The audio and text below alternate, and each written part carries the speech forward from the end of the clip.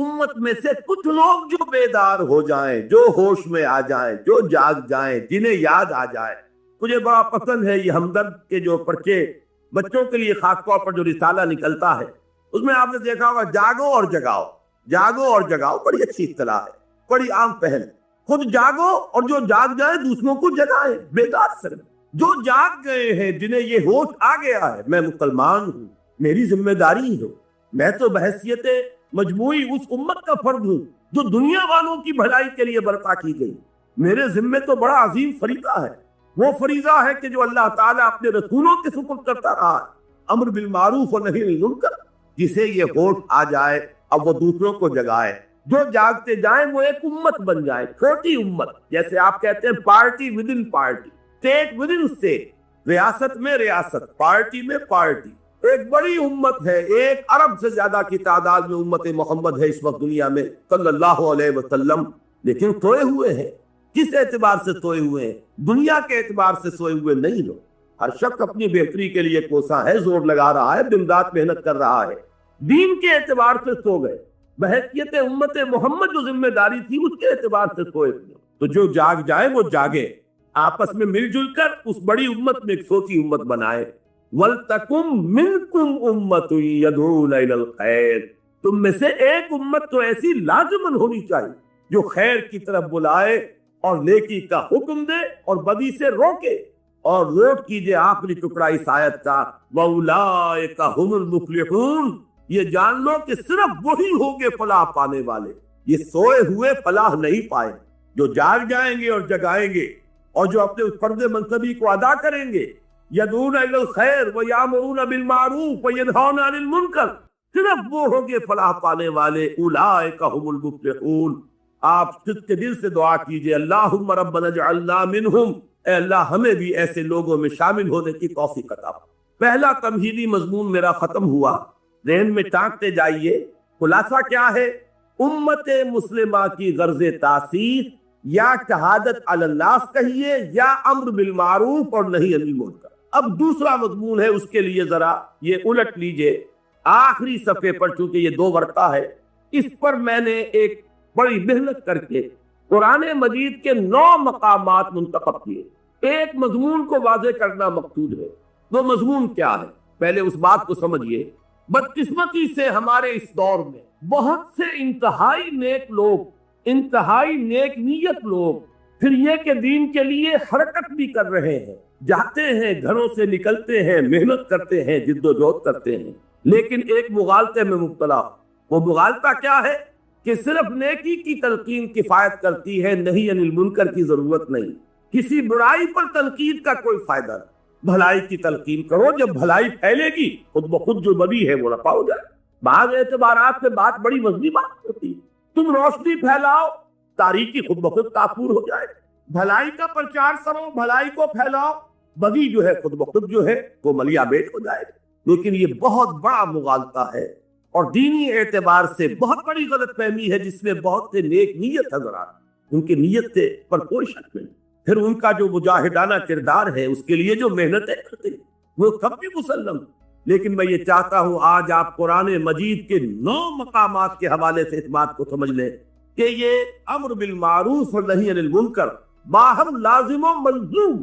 میں نے جو اس کا عنوان قائم کیا ذیلی، باہم لازم و ملزوم، ایک گاڑی کے 2 پہیے یا ایک ہی تصویر کے 2 رخ. ایک پہیے پر تو گاڑی گھوم جاتی ہے، 2 پہیوں پر گاڑی آگے بڑھ. ایک گاڑی کے 2 پہیے، اسی طریقے سے ایک تصویر کے 2 رخ، باہم لازم و ملزوم. اس کو چونکہ بڑی اہمیت کے ساتھ ذہن نشین کرانا مقصود ہے تو میں نے یہ 9 مقامات قرآن مجید کے نکالے، جس سے یہ ثابت ہو جائے یہ دونوں لازم ہے، لازم و ملزوم.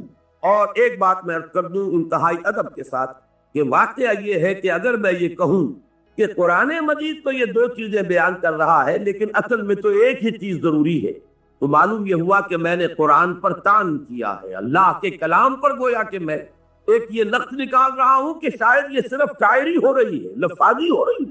قرآن ہر جگہ دونوں اصطلاحات کو لا رہا. دیکھیے چونکہ وقت کم ہے، اب ذرا ایک ایک کر کے ان آیات کو پڑھیں. میں نے الحمدللہ شروع کیا اس اعتبار سے کہ شان باری تعالیٰ سورۃ النحل کی آیت نمبر 90 میں بیان کی، اور یہ آیت کو آپ میں سے ہر شخص کو یاد ہوگی، اس لیے کہ ہر خطبہ جمعہ میں آپ یہ آیت سنتے ہیں۔ خطبہ ثانیہ جب ہوتا ہے جس کے بعد کھڑے ہو جاتے ہیں نماز کے لیے، تو یہ آیت جو ہے اس پر خطبہ ختم ہوتا ہے۔ ان اللہ یأمر بالعدل والاحسان وایتاء ذی القربى وینہی عن الفحشاء والمنکر والبغی یعظکم لعلکم تذکرون۔ بڑی خوبصورت آیت ہے۔ اللہ تعالیٰ نے ایسا کمال توازن پیدا کیا، حکم بھی دیا 3 باتوں کا، روکا بھی 3 باتیں۔ عجیب توازن ہے، ذرا غور کیجئے اس کے حسن توازن ہی میں سارا حسن ہوتا ہے۔ 2 چیزیں ہیں، اگر آپ نے توازن ڈسٹرب کر دیا اس میں حسن باقی نہیں رہے گا۔ ان اللہ یامر بالعدل والاحسان وایتاء ذی القربى، اللہ حکم دیتا ہے عدل کا، احسان کا اور قرابت داروں کا حق ادا کریں۔ میں چونکہ اس کو درس نہیں دے رہا ہوں ان آیات کا، مقصود صرف یہ ہے کہ آپ کے پیش نظر رہے کہ امر اور نہی یہ دونوں ساتھ تھا، اور اس میں یہاں توازن اللہ نے اس درجے کیا ہے کہ 3 ہی چیزیں مقابل میں لایا۔ وَيَنْهَا عَنِ الْفَحْشَاءِ وَالْمُنْكَرِ وَالْبَغْيِ يَعِظُكُمْ لَعَلَّكُمْ تَذَكَّرُونَ۔ اللہ بھی نیکیوں کا حکم دیتا ہے تو بدیوں سے روکتا بھی، ورنہ اگر وہ فلسفہ درست ہوتا کہ محض نیکی کی تلقین سے بدی خود و خود کافور ہو جائے گی، تو بدی کی نشاندہی کر کے اس سے روکنے کی اضافی طور پر ضرورت نہیں۔ آگے چلیے، نمبر 2، تقاضائے فطرت و حکمت۔ یہاں میں نے سورہ لقمان کی آیت لی ہے۔ حضرت لقمان کے بارے میں آپ حضرات کے علم میں ہوگا، نہ وہ نبی تھے نہ کسی نبی کے امتی تھے، سلیم العقل سلیم الفطرت انسان، حکیم اور دانا انسان۔ انہوں نے اپنے غور و فکر سے جو نتائج اخذ کیے ہیں وہ ہیں جو قرآن مجید نے سورہ لقمان کے 2 رکوع میں جو وصیتیں انہوں نے اپنے بیٹے کو کی تھی۔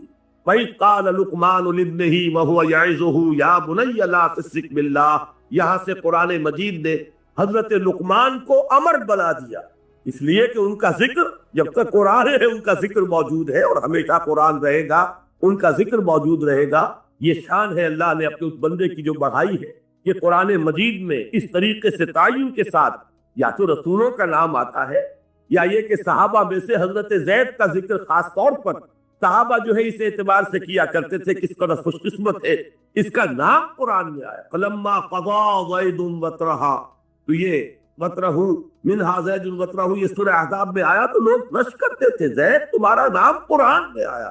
ایسے ہی یہ ایک حکیم اور دانا انسان۔ اب ان کی اسی لیے میں نے عنوان قائم کیا تقاضائے فطرت و حکمت۔ فطرت اور حکمت کا تقاضا یہ ہے۔ اب ان کی یہ آیت نوٹ کیجئے جو قرآن مجید میں ان کی بات نقل فرمائی گئی، یا بنیا اقم الصلاۃ وامر بالمعروف وانہ عن المنکر واصبر علی ما اصابک ان ذلک من عزم الامور۔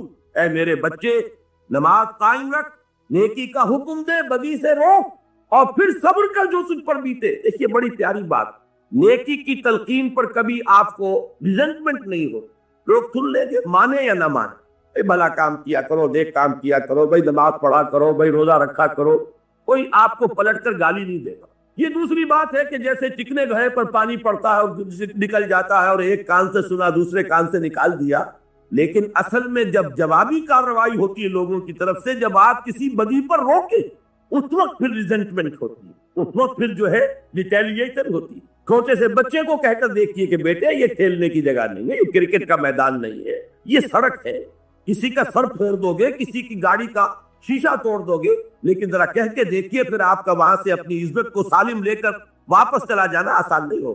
چھوٹی سی چھوٹی بات کہہ کر دیکھیے کسی کو۔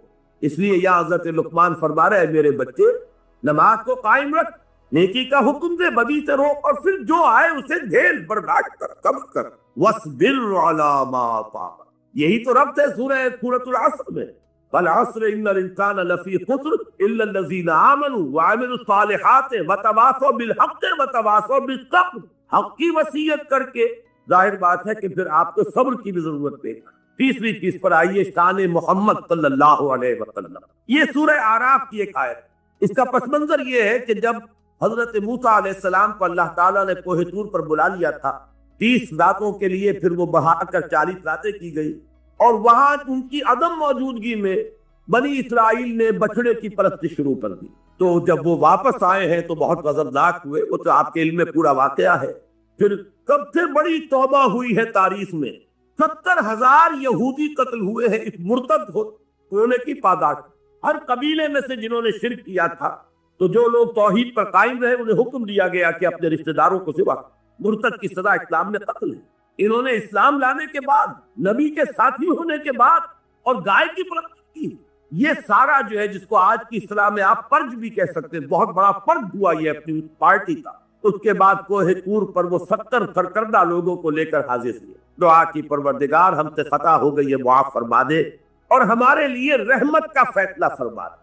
اس کا جواب دیا گیا کہ ایک تو میری رحمت عام ہے، وہ تو ہر شے کے ساتھ، رحمتی وسعت کل شے، ایک میری خاص رحمت ہے جو میں نے لکھ دی ہے اپنے ان بندوں کے لیے جو میرے رسول نبی امی پر ایمان لائے صلی اللہ علیہ وسلم۔ یہ سورہ اعراف کی آیت نمبر 157 ہے۔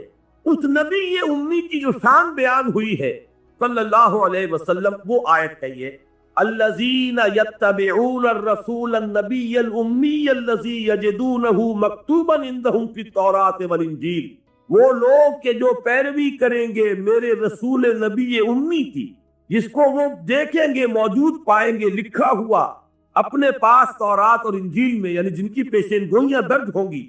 اب وہ نبی جب آئیں گے کیا کریں گے؟ دیکھیے پہلا کام کیا ہے، یامرہم بالمعروف وینہاہم عن المنکر ویحل لہم الطیبات ویحرم لہم الخبائث۔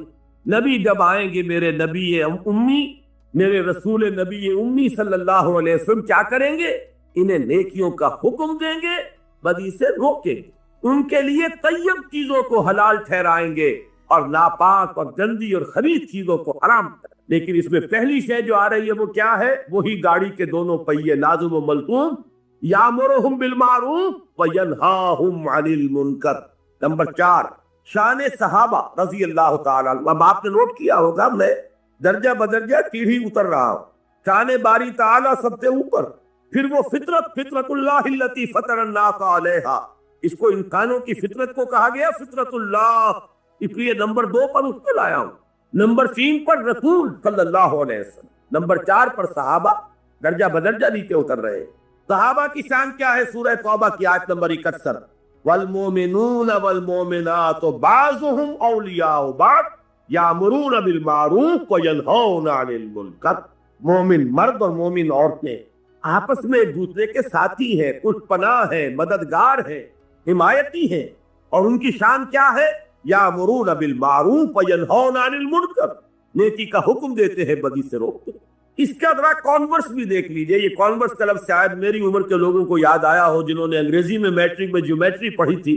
ہر تھیورم کا ایک کانورس ہوتا تھا، ایک نظریہ ہے، اس کا عکس، تو اس کا بھی ایک عکس۔ منافقین کی شان بیان ہوئی ہے، کیفیت منافقین، اسی سورہ توبہ کی آیت نمبر 67 میں، المنافقون والمنافقات بعضهم من بعض یامرون بالمنکر وینہون عن المعروف۔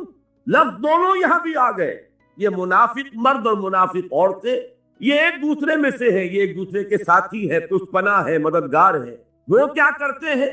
وہ نیکی سے روکتے ہیں اور بدی کا حکم دے۔ یہاں میں ذرا ایک حدیث بھی آپ کو سنا دوں۔ ایک مرتبہ حضور نے صحابہ کرام سے فرمایا، تم لوگوں کا کیا حال ہوگا؟ کیف انتم اذ لا تأمرون بالمعروف ولا تنہون عن المنکر؟ کیا حال ہو جائے گا مسلمانوں تمہارا جب تم نیکی کا حکم دینا چھوڑ دو گے اور بدی سے روکنا چھوڑ دو؟ صحابہ حیران ہوئے، ان کے لیے تو یہ ناقابل قیاس، ناقابل گمان بات۔ انہوں نے کہا اوا کائن ذالک یا رسول اللہ، انہوں نے حیرت کے ساتھ کہا ہے اللہ کے رسول کیا ایسا ہونے والا ہے؟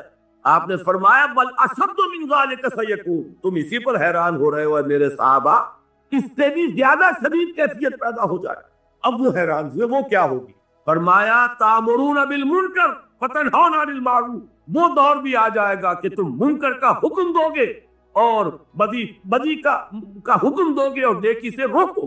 یہ وہ شان ہے منافقین کی کیفیت۔ گویا کہ حضور نے فرمایا ایک وقت آئے گا میری امت میں یہ نفاق عام ہو جائے۔ آج آپ کا معاشرہ وہی، نیکی کے راستے پر چلنا بہت مشکل ہے، بدی کے راستے کھلے ہیں، کوئی تازہ ہے، کوئی ریزسٹنس ہے ہی نہیں۔ کوئی نوجوان ذرا داڑھی رکھ لے، تمام رشتہ دار، اعزاء، قریب، والدین وہ اس کے پر سوار ہو جائے، تم نے کیا کیا؟ ذرا گھر میں کوئی شرعی پردہ کر کے نافذ کر کے دیکھیے، You will be an outcast. آپ اپنے معاشرے سے نکال دیے جائیں. آپ بالکل آپ کا تعلق جو ہے وہ معاشرے سے عزیزوں سے کٹ جائے. کر کے دیکھ لی. اس لیے کہ حضور نے فرمایا تھا بل اشد من ذلک سیکون، کہ میری امت پر وہ وقت بھی آنے والا ہے کہ صرف یہی نہیں ہوگا کہ نیکی کا حکم دینا روک دیں گے اور بدی سے روکنا جو ہے وہ چھوڑ دیں گے، بلکہ اشد من ذلک سیکون، اور وہ کیا ہے؟ تامرون بالمنکر وتنہون عن المعروف، جو کہ اس وقت منافقین کی کار. آگے آئیے، یہ چھٹی آیت میں ابھی آپ کو سنا چکا ہوں پہلے ہی. امت کا فرض منتبی، کنتم خیر امت اخرجت للناس تامرون بالمعروف وتنہون عن المنکر. نمبر 7، دور زوال میں امت مسلمہ کے لیے سہ نکاتی لائحہ عمل کا نقطۂ عروج. یہ 3 آیات جو یہاں درج ہیں، میں نے ایک تقریر کی تھی آپ کے اسی شہر کراچی میں ایک مسجد میں آج سے 4 سال قبل. اس پر مفصل خطاب ان 3 آیات کی روشنی میں ایک لائحہ عمل کیا کرے اس حال میں، کس طریقے سے صورتحال تبدیل ہو. قرآن مجید کو ہمیشہ کے لیے ہدایت و رہنمائی ہے. اس نے اس دور کے لیے بھی ہدایت دی ہے، بعد والے دور کے لیے بھی ہدایت دی. اس دور زوال میں اگر یہاں سے اب اوپر اٹھنے کے لیے آپ کو لائحہ عمل درکار ہے تو بھی رجوع کیجئے قرآن کی طرف. قرآن مجید نے ان 3 آیات میں سورہ آل عمران کی آیات 102، 103، 104 ایک سہ نکاتی لائحہ عمل دیا ہے، جس میں آخری بات وہ ہے جو ابھی میں نے آیت آپ کو سنائی تھی، وَلْتَكُن مِّنكُمْ أُمَّةٌ يَدْعُونَ إِلَى الْخَيْرِ وَيَأْمُرُونَ بِالْمَعْرُوفِ وَيَنْهَوْنَ عَنِ الْمُنكَرِ وَأُولَٰئِكَ هُمُ الْمُفْلِحُونَ. پہلا نقطہ یہ ہے کہ ہر شخص تقویٰ اختیار کرے. دوسرا نقطہ یہ ہے کہ مل جل کر بنیاد مرصوص بنو، قرآن مجید کی رسی کو مضبوطی سے تھام لو، اللہ کی رسی، وَاعْتَصِمُوا بِحَبْلِ اللَّهِ جَمِيعًا. اور تیسرا نقطہ ضربۂ سلام کیا ہے اس کا؟ وَلْتَكُن مِّنكُمْ أُمَّةٌ يَدْعُونَ إِلَى الْخَيْرِ وَيَأْمُرُونَ بِالْمَعْرُوفِ وَيَنْهَوْنَ عَنِ الْمُنكَرِ وَأُولَٰئِكَ هُمُ الْمُفْلِحُونَ. تم میں سے ایک جماعت تو ایسی قائم ہونی چاہیے جو یہی 3 کام کرے اور کوئی کام نہ کرے. میں یہاں پر عرض کر دوں کہ واقعہ یہ ہے کہ آج وہ بعد میں تفصیل سے گفتگو ہوگی، ہماری دینی جماعتیں بھی اپنے اصل ہدف سے ہٹ اس وَلْتَكُن مِّنكُمْ أُمَّةٌ اس کے کرنے کے صرف 3 کام قرآن نے بتائے: خیر کی طرف دعوت، نیکی کا حکم، بدی سے روکنا. یہ پاور پالیٹکس میں اپنے آپ کو ملوث کر لینا، کبھی کسی کا پاسنگ بن جانا، کبھی کسی کا ضمیمہ بن جانا، ادھر سے ادھر جو سیاسی اعتبار سے لڑکتے رہے، یہ در حقیقت اپنے اصل ہدف سے ہٹ جانے کی بنا پر وہ تیر نیم کش جس کا نہ ہو کوئی ہدف. اپنے اصل ہدف سے، ہمارے یہ جو لائحہ عمل کا جو ہدف ہے اس سے ہٹ چکے. بہرحال اس کے ضمن میں عرض کر دوں کہ وہ جو میں نے تقریر کی تھی، وہ بھائی جمیل الرحمان صاحب، اللہ تعالیٰ انہیں صحت بھی دے اور عمر بھی دے، انہوں نے میری کتنی ہی تقریریں ہیں، بڑا مشقت طلب کام ہے یہ ٹیپ سے اتارنا، اور یہ کر رہے ہیں. کم سے کم میں سمجھتا ہوں کہ 15 برس ہو گئے انہیں یہ کام کرتے ہوئے. میری بہت سی تقریریں ایسی ہیں جو انہی کے ذریعے سے تو کتابی شکل میں آئی. اسی کراچی میں میں نے ایک تقریر کی تھی اسی آیت کے حوالے سے جو ابھی سورہ اعراف کی ہم نے پڑھی ہے. اس میں اہل ایمان کے بارے میں فرمایا کہ وہ لوگ کیا کریں گے، فَالَّذِينَ آمَنُوا بِهِ وَعَزَّرُوهُ وَنَصَرُوهُ وَاتَّبَعُوا النُّورَ الَّذِي أُنزِلَ مَعَهُ أُولَٰئِكَ هُمُ الْمُفْلِحُونَ. ہمارے اس رسول نبی امی کو جو لوگ جن پر ایمان لائیں گے، ان کی تعظیم کریں گے، ان کی مدد کریں گے، اور جو نور ان کے ساتھ نازل کیا جائے گا اس کا اتباع کریں گے، وہی فلاح پانے والے ہوں. وہ تقریر بھی انہوں نے اتاری تھی، وہ تھپ چکی ہے. کتنے ایڈیشن اس کے. نبی اکرم صلی اللہ علیہ وسلم سے ہمارے تعلق کی بنیادیں الحمدللہ بہت پسند کیا گیا، وہ عوام میں، خواص میں، اس لیے کہ ایک بالکل نقطۂ نظر سامنے آیا. یہ مختلف نقطۂ نظر کہ آیا صرف درود پڑھ دینے سے حق ادا ہو گیا، یا یہ کہ عید میلاد منا لینے سے حق ادا ہو گیا حضور کا صلی اللہ علیہ وسلم، یا جلوس نکال دینے سے حق ادا ہو گیا، یا کوئی اور ذمہ داریاں ہیں ہماری نبی اکرم صلی اللہ علیہ وسلم کے بارے میں. اسی طرح اس تقریر کو بھی انہوں نے اتارا تھا، اور اب وہ بھی کتابچے کی شکل میں شائع ہو رہی ہے. لیکن تازہ میثاق جو میں خاص طور پر حکم دے کر آیا تھا کہ اس کو جلدی سے شائع کیا جائے، اور بائی ایئر کارگو میں نے منگوایا ہے، آج اس کے نسخے باہر موجود. یہ کوئی 64 صفحے کا کتابچہ ہے جو اس میثاق کے اندر پورا کا پورا آ گیا. لہذا میں آج اس موضوع پر گفتگو نہیں کر رہا. یہ جو سہ نکاتی لائحہ عمل ہے، آپ میں سے ہر شخص کوشش کرے کہ اس کو میثاق کے سمارے کو لے کر جائے، اور آج ہی رات اسے پڑھ لے. انشاءاللہ وہ محسوس کرے گا کہ یہ ایک ایسی شے ہے جسے بڑے پیمانے پر مسلمانوں کے اندر عام کرنے کی ضرورت. قرآن نے ہمیں لاہ عمل دیا ہے، ہم کدھر بھٹک رہے ہیں؟ جیسے حضور صلی اللہ علیہ وسلم، مجھے غزوہ حنین کا وہ وقت یاد آ رہا ہے جب صحابہ، کیونکہ بوچھاڑ ہوئی تھی تیروں کی، بڑی سخت بوچھاڑ، جب حضور اور مسلمانوں کا لشکر جب جا رہے تھے تو ایک تنگ درے میں، پہاڑی کے درے میں سے گزر رہے تھے، اور پہاڑی کے دونوں طرف جو ہے پہاڑوں پر اس درے کے وہ کفار پہلے سے بیٹھے ہوئے تھے، اور انہوں نے جو پھر بوچھاڑ کی ہے تیروں کی تو بھگدڑ بچے۔ اس وقت حضور صلی اللہ علیہ وسلم نے ایک آواز بلند کی، الیہ یا عباد اللہ، الیہ یا عباد، اے اللہ کے بندوں کدھر جا رہے؟ آؤ میری طرف۔ میں یہ عرض کر رہا ہوں، قرآن آج پکار رہا ہے، الیہ یا عباد اللہ، آؤ میری طرف، میرے پاس پروگرام ہے، میرے پاس لایا عمل ہے، میرے پاس ہدایت، لیکن تم نے مجھے اپنا امام بنایا ہی نہیں۔ یہی وجہ ہے کہ میں نے اس کتابچے کا انتصاب لکھا ہے، یہ جو شروع میں ہوتا ہے، ان باہمت لوگوں کے نام جو قرآن حکیم کو واقعتاً اپنا امام بنانے کا عزم کر لیں۔ یہ کتابچہ ان کی خدمت میں پیش ہے کہ اگر وہ چاہتے ہیں کہ قرآن کو امام بنائے تو قرآن یہ راستہ سے نکاتی راستہ ہے جو دکھا رہا ہے۔ وہ اس میثاق کے تمہارے میں اور مضامین نہیں ہے، اس میں صرف ایک چھوٹا سا مضمون اور ہے، پورا کتاب اسی کتاب کے پر یہ میثاق کا چمارہ جو ہے وہ مشتمل ہے۔ وہ میں پھر عرض کر رہا ہوں کہ لے کر جائیے، یوں سمجھیے کہ میرے آج کے درس کا یہ تتمہ ہے، تکملہ۔ اب آ جائیے اس موضوع کی طرف۔ ہم نے 7 مقامات دیکھ لیے کہ جہاں امر بالمعروف اور نہی عن المنکر لازم و ملزوم۔ 8واں یہ سورہ حج کی آیت نمبر 41 سے اصحاب اقتدار کا فرض عین، الذین ان مکناہم فی الارض اقاموا الصلاۃ وآتوا الزکاۃ وامروا بالمعروف ونہوا عن المنکر وَلِلَّهِ عَاقِبَةُ الْأُمُورِ۔ وہ لوگ کہ جنہیں اگر ہم اختیار اور اقتدار اور تمکن فی الارض، حکومت عطا فرما دیں تو وہ کیا کریں گے؟ نماز قائم کریں گے، زکوٰۃ کا نظام قائم کریں گے، نیکیوں کا حکم دیں گے، بدی سے روکیں۔ وہی امر بالمعروف اور نہی عن المنکر، گاڑی کے دونوں پہیے۔ آخری مقام وہ ہے جو آج آپ نے آیات ابھی سنی عزیزم اسد الرحمان صاحب سے، یہ ہے سرفروش اور جانباز اہل ایمان فروش لوگ، فدائین لوگ۔ اللہ تعالیٰ مجھے اور آپ کو توفیق دے کہ ہم بھی یہ تمنا یہ رکھیں جیسے حضور نے فرمایا صلی اللہ علیہ وسلم، لَوَدِدْتُ أَنْ أُقْتَلَ فِي سَبِيلِ اللَّهِ ثُمَّ أُحْيَا ثُمَّ أُقْتَلَ۔ میری بڑی خواہش اور آرزو ہے کہ میں اللہ کی راہ میں قتل ہو جاؤں، پھر مجھے زندہ کیا جائے، پھر ایک مرتبہ اللہ کی راہ میں قتل ہو جاؤں۔ تو یہ خواہش ہمارے دلوں میں بھی آ جائے، لیکن اس خواہش کے ساتھ ساتھ کچھ اوصاف اپنے اندر پیدا کرنے ہوں گے۔ وہ اوصاف کیا ہے؟ التائبون، العابدون، الحامدون، التائخون، الراکعون، والضحى واللیل اذا سجا ما ودعك ربك وما قلى۔ قسم ہے روز روشن کی، دھوپ جہاں چڑھے کا جو وقت ہے وہ میں بیان کر چکا ہوں۔ صلاۃ الضحیٰ تقریباً 10 بجے 11 بجے، یعنی زوال سے متصلاً قبل جو ہے صلاۃ الضحیٰ 10 بجے کا وقت، یہ وہ وقت ہے جب کہ دن پوری طرح روشن بھی ہو گیا اور اس میں کچھ تمازت اور حدت جو ہے، حرارت اور گرمی بھی آ گئی، اور حرکت اور اس کے اندر تگو دو بھاگ دوڑ معاش کے لیے سب کے سب جو ہے وہ اپنی اس حرکت کے اندر مصروف۔ اور اس کے بالمقابل واللیل اذا سجا، یہاں یہ رات کے لیے کے ساتھ جو لفظ آیا وہ نیا لفظ ہے، اس سے پہلے یغشا تو آیا، یغشاہا، واللیل اذا یغشاہا سورۃ الشمس میں، اور واللیل اذا یغشا سورۃ اللیل میں، ڈھانپ لینے والی رات۔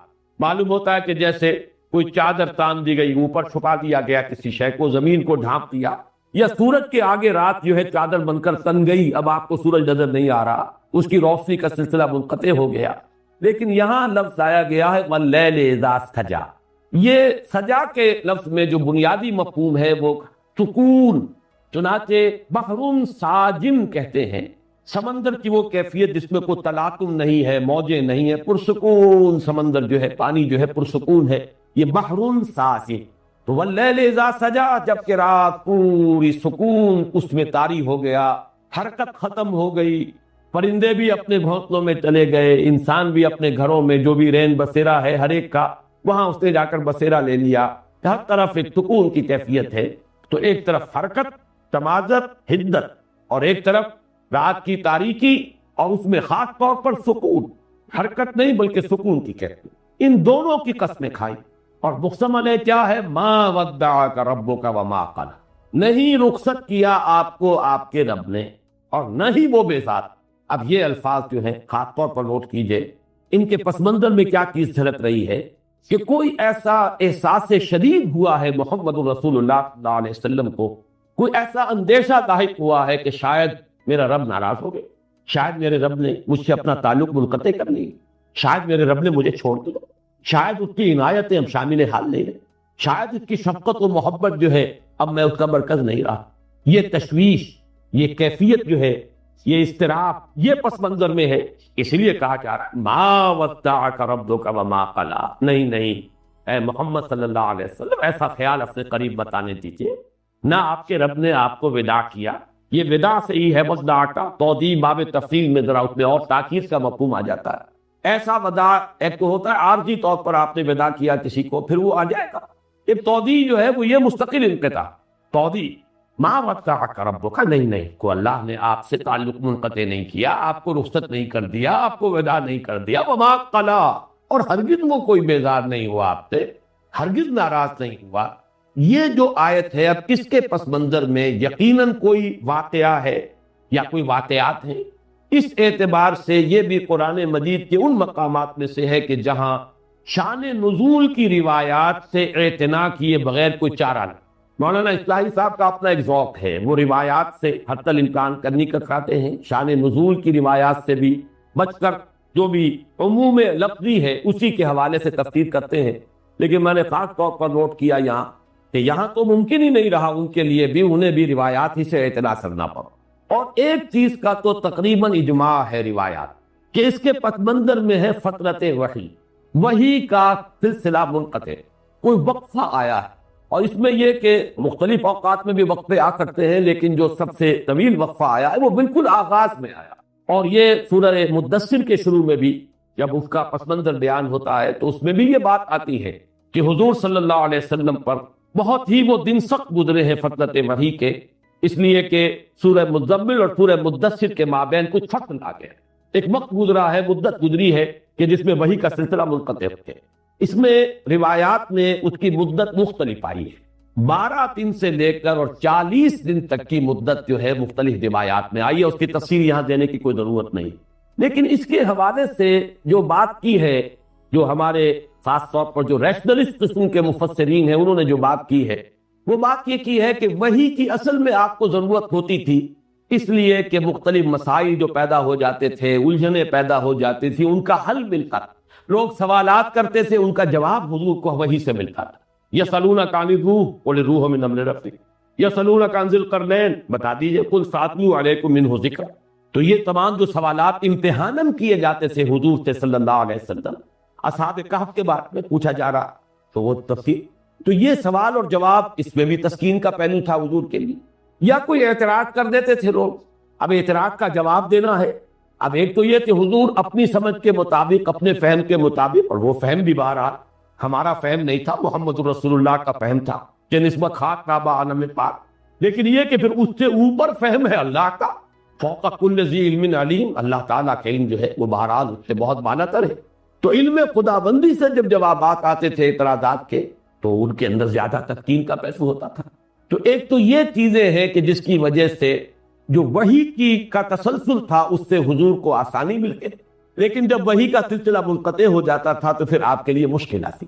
اسی کے لیے میں عرض کر رہا ہوں کہ قرآن مجید میں سورہ ہود میں اور سورۃ الفرقان میں یہ جو مضمون آیا ہے کہ اس وحی کے ذریعے سے، قرآن کے ذریعے سے، اے نبی ہم آپ کے دل کو، قلب مبارک کو تصویر عطا کرتے ہیں۔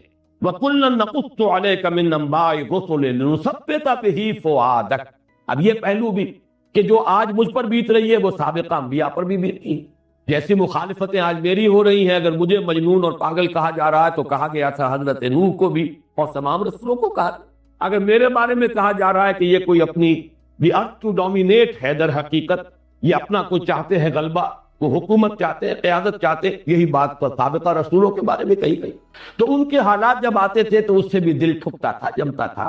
پھر جب یہ معلوم ہو گیا کہ بالآخر وہ کامیاب ہوئے اور مخالفین ناکام ہو، اس سے بھی ایک دھارس بندھی کہ یہ ساری مخالفتیں ناکام ہو جائیں گی، بالآخر اللہ کا کلمہ سربلند ہوگا اور ہدایت کا نور پھیل جائے گا۔ تو وَكُلًّا نَقُصُّ عَلَيْكَ مِنْ أَنبَاءِ الرُّسُلِ لِنُثَبِّتَ بِهِ فُؤَادَكَ۔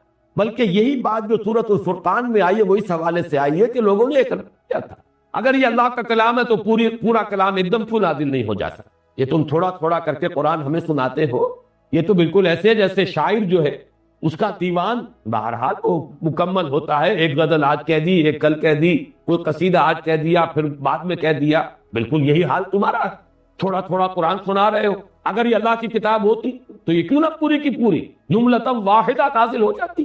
لیکن اس کا بھی جواب دیا گیا سورۃ الفرقان میں، کذالک لنثبت بہ فؤادک ورتلناہ ترتیلا، یہ اس لیے ہے کہ ہم آپ کے دل کو اس کے ذریعے سے تثبیت، دل کے لیے ثبات کا سامان کرنا چاہتے ہیں، اور چونکہ یہ ایک پیہم جد و جہد ہے جو آپ کو کرنی ہے اور مسلسل یہ رد و قضا جاری رہنی ہے، لہذا ایک ہی دم نہیں، جیسے جیسے حالات ہوں گے ویسے ویسے ہم آپ کی تثبیت قلبی کا سامان آپ کو اس وحی کے ذریعے سے دیتے چلے جائیں۔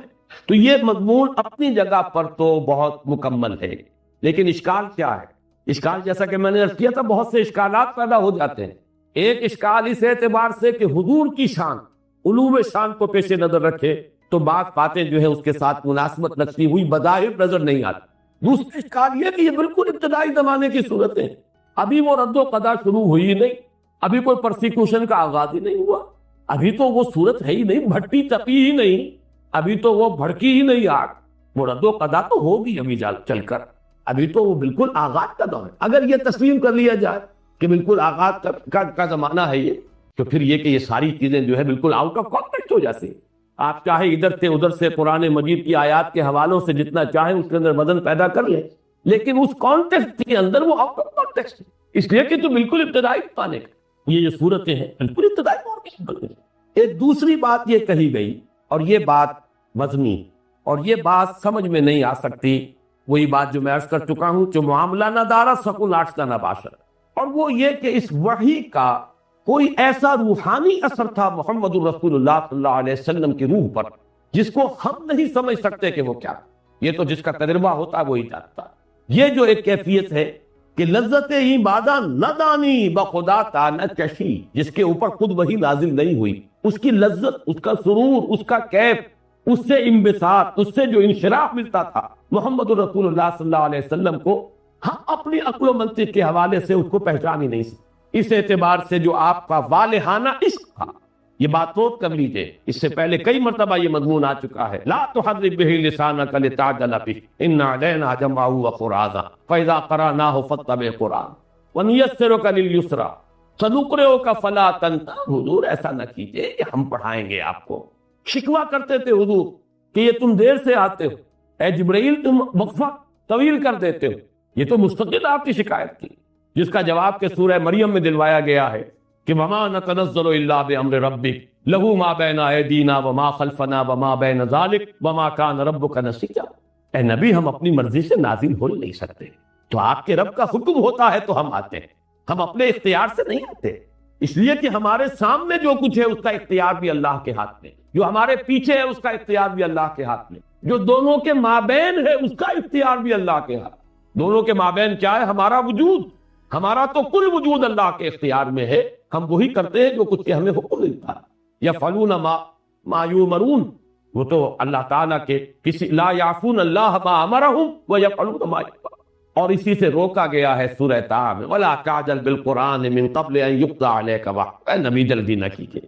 اس میں ہے در حقیقت وہ اشتیاق اور شوق اور محبت اور ایک والہانہ عشق جو تھا وہی کے ساتھ محمد الرسول اللہ صلی اللہ علیہ وسلم کو، تو اس میں یہ جو تھوڑا وقفہ آیا ہے اس پر آپ کی دل کے اوپر نہایت طاق گزرا ہے یہ مت، اور یہ در حقیقت حساب کتاب ہمارے حساب کتاب میں آنے والی بات نہیں، یہ وہی جان سکتا ہے لذت این بادہ نہ دانی بخدا کا نہ کشی، جس نے اس وحی کی لذت کو محسوس کیا، وہ لذت ہم کلامی جو اللہ کے ساتھ تھی جسے وہ حاصل ہوئی، جس سے کہ آگے بڑھ کر حضرت موسیٰ نے یہ بھی مطالبہ یا استدعا کر دی تھی کہ پروردگار یہ جو لذت مخاطبہ و مکالمہ ہے جو مجھے میسر آ رہی ہے، ذرا ایک قدم اور آگے، رب ارنی انظر الیک، پروردگار دیدار بھی فرما دے۔ اب یہ آگ جو بھڑکی ہے آتش شوق، اسی کا تو مظہر ہے یہ دعا۔ تو ایک اعتبار سے ہم کہہ سکتے ہیں کہ یہ در حقیقت وہ جو ایک والہانہ عشق تھا محمد الرسول اللہ صلی اللہ علیہ وسلم کو قرآن مجید کے ساتھ، یہ اس کا جو کیفیت آپ پر گزر رہی ہے، اس ہجر کی، اس فراق کی، وہ ہماری منطق میں اور ہمارے فلسفے میں اور ہماری بیان میں وہ آنے والی شے نہیں ہے، اس کو وہی جانتے تھے۔ اور اس میں ہی در حقیقت وہ مصرع بھی نوٹ کر لیجئے کہ عشقت تو ہزار بدگمانی، جہاں محبت کا معاملہ شدید ہوگا وہاں بدگمانی بہت جلدی ہو جائے، اگر محبت شدید نہیں ہے بدگمانی بھی جلدی نہیں ہو۔ عشقت تو ہزار بدگمانی، اصل میں یہ جو مضامین لطیف ہیں ان کو شعراء نے جس طریقے سے تعبیر کیا ہے، اسی لیے آج کے درس میں آپ شاید محسوس کر رہے ہوں کہ یہ کچھ زیادہ ہی میں اشعار کا حوالہ دے رہا ہوں۔ شاعر کہتے کسے؟ صاحب شعور۔ صاحب شعور تو سبھی انسان ہیں، لیکن کچھ لوگ ہوتے ہیں جن کا شعور بہت گہرا ہوتا، بہت حساس طبیعت کے لوگ، مشاہدہ بہت گہرا، وہ لوگ جو ہے وہ شاعر ہے اصل میں۔ بالقوہ، ہر صاحب شعور جو ہے وہ شاعر ہے بالقوہ، پوٹینشلی۔ ویسے ہم شاعر کا اطلاق کرتے ہیں اس شخص پر جو شعر کہتا ہو، لیکن در حقیقت شاعر تو ہر وہ شخص ہے جو صاحب شعور ہے، جس کی شعور کی گہرائی، ایکویٹی آف ویژن اور انڈرسٹینڈنگ اور احساس جو ہے اس کا وہ جو ہے وہ زندہ ہو اور چاق و چوبند۔ اس اعتبار سے میں یہ ذرا آج جو ہے کچھ اشعار اور جو مصرے ہیں ان کی مدد لے رہا ہوں بات کو سمجھانے کے لیے کہ عشقت تو ہزار بدگمانی ما ودعک ربک وما قلی۔ اے نبی قطعاً یہ بدگمانی آپ نہ کیجئے، یہ آپ کے اس محبت کی در حقیقت گہرائی اور والہانہ پن جو ہے یہ اس کا مظہر ہے کہ یہ تھوڑا سا وقفہ وحی کا آیا ہے اور آپ نے یہ محفوظ کر لیا، یا آپ کو یہ اندیشہ ہو گیا کہ کہیں میرے رب نے مجھے چھوڑ تو نہیں دیا، کہیں میرے رب نے مجھ سے اپنا تعلق منقطع نہیں کر لیا، کہیں میں اب اس کا مورد الطاف و عنایات کو